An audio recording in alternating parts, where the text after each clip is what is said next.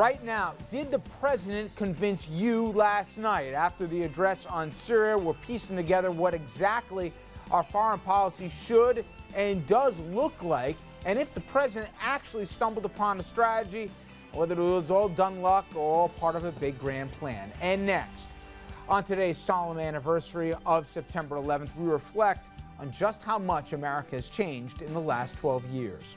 And later, Bill de Blasio, he came in first last night, but the question that we still don't know the answer to is, did he avoid a runoff? It's still unclear, as Bill Thompson just isn't giving up without a fight. Good evening, everybody, and welcome to RFL. I'm Richard French, and thanks so much for joining us this Wednesday evening. As we said, of course, September 11th. 2,977 people died on that fateful day, 12 years to the day. 59% of Americans oppose, though, authorizing strikes on Syria today, and 23,980 people have died at the end of the gun since Newtown. I mention all these numbers because there's a common thread, and it will weave throughout every topic that we plan on covering this evening. They all have to do with numbers and math and their connection to so many different subjects. They are numbers that make clear where we are as a nation today and some of the fights that loom ahead of us going forward. And they're also numbers that may just explain how we as a country are choosing to act all in a post-9/11 America. And they're numbers that certainly color lives here. We begin, of course, with the issue of what we came to last night at 9 o'clock with, and that's the subject of Syria. Following the president's address last night, 61% of speech watchers said that they supported the approach laid out in the address. But they were split on whether or not the president made a convincing argument for taking military action against Syria. Meanwhile, in D.C., after a frantic 10 days of scrambling on Syria, the pace of activity, it has slowed to a crawl. Following Syria's acceptance of Russian plan here to turn over its chemical weapons, the focus now turns to diplomacy.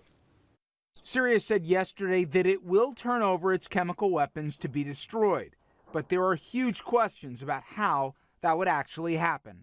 It obviously will take some time. There are technical aspects involved in developing a plan for securing Syria's chemical weapons. Diplomacy is now taking center stage.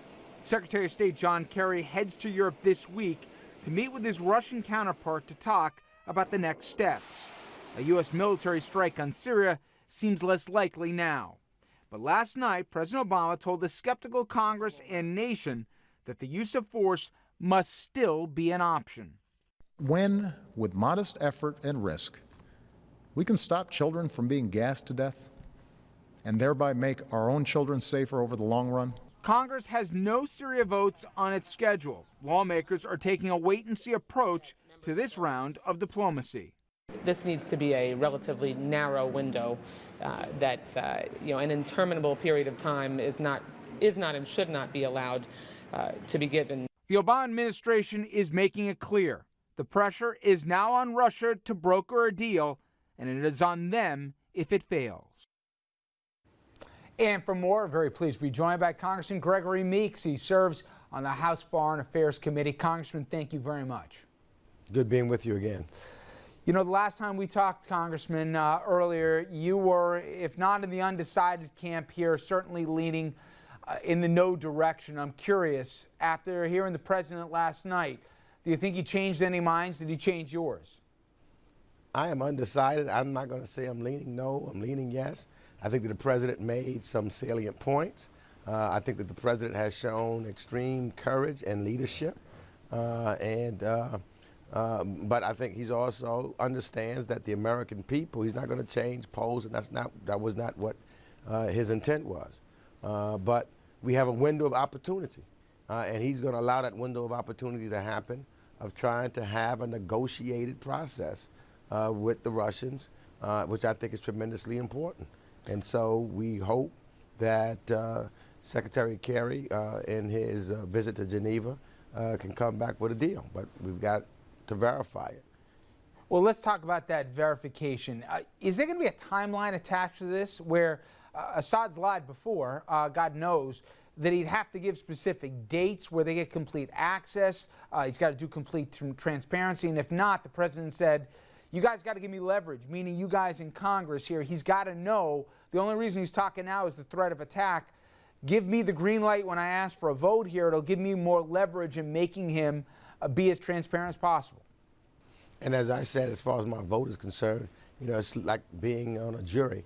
I'm not going, you know, you wait till everything is done. And we're not there yet. I don't know what the resolution would look like, etc. So I would have to see all of those things before I could tell you how I'm going to vote ultimately. However, that being said, the other concern that I've always had was us doing anything on a unilateral basis. And I think one or two things can occur here. Either the Russians can deliver and the Syrians will give up their chemical weapons and have it under surveillance by an international body, which is again then the international community coming in, because I've always said we needed the inclusion of the international community, or the international community will be able to see that the Russians and the Syrians are not for real, they're only stalling, and then they would be more forthright, I would hope, and join the United States with whatever action it's going to take. Because the United States, it has been my opinion from the beginning, and that has not changed, that they should not do a unilateral act. It should be a multilateral act. Since an international norm was violated, there should be an international response and not just a United States response. You know, Congressman, obviously I don't have to remind you here of the importance of today and the anniversary of September 11th, and I'm curious, when you guys close the door and you're meeting with your colleagues on in your committee, how much does 9/11 weigh on these kind of decisions and about some of the mistakes about Iraq and et cetera, where people are just gun shy here because they felt they've been sold maybe a false bill of goods from before, and also they don't know how it ends? How much does that overhang of Iraq and really September 11th really impact a lot of these choices that you guys have to make today, even if it's about something as different as Syria? It's tremendous.